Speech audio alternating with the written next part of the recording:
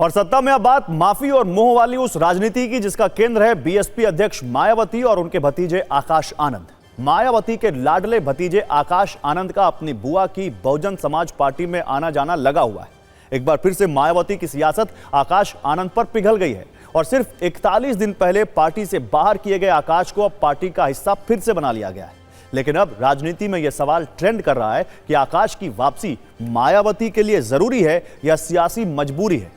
आज इसे समझेंगे, लेकिन पहले आपको बताते हैं कि आकाश आनंद की वापसी का ऐलान करते हुए मायावती की ओर से सोशल मीडिया पर क्या लिखा गया। मायावती ने बताया कि आकाश आनंद के गलती मानने के बाद उन्हें पार्टी में काम करने का एक और मौका दिया जा रहा है। इसके लिए आकाश आनंद ने आश्वासन दिया है कि वो आगे कभी अपने ससुर और रिश्ते नातेदारों की बातों में नहीं आएंगे।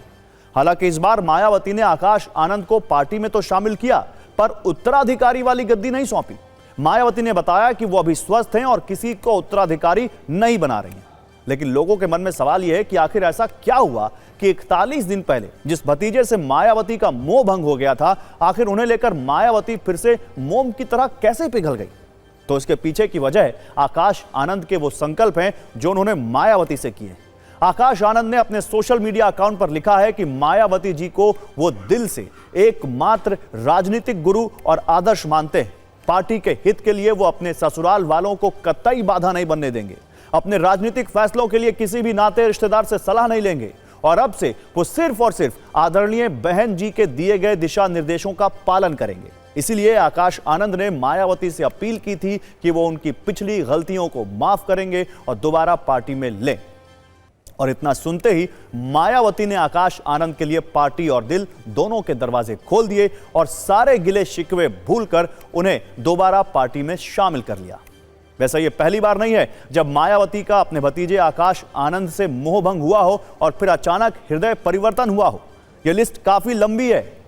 वर्ष 2023 में 12 दिसंबर को मायावती ने भतीजे आकाश आनंद को बीएसपी का उत्तराधिकारी घोषित किया था, लेकिन 7 मई 2024 को उन्हें नेशनल कोऑर्डिनेटर पद से हटा दिया और इसके साथ ही उत्तराधिकारी का अधिकार भी वापस ले लिया।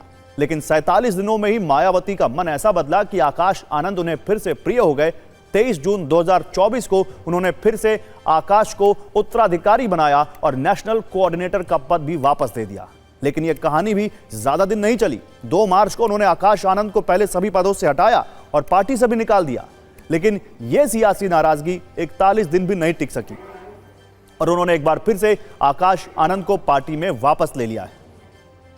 वैसे आकाश आनंद की उम्र अभी सिर्फ 30 साल है।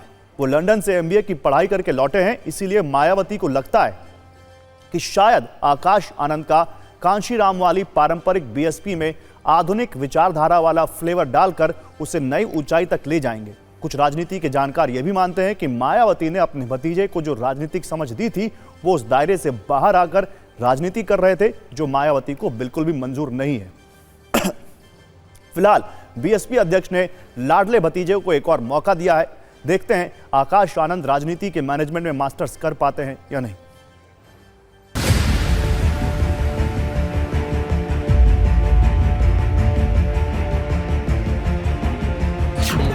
बसपा का आंतरिक मामला है। इसे भाजपा का कोई लेना देना नहीं। कौन किस में आ रहा है, कौन किस में जा रहा है।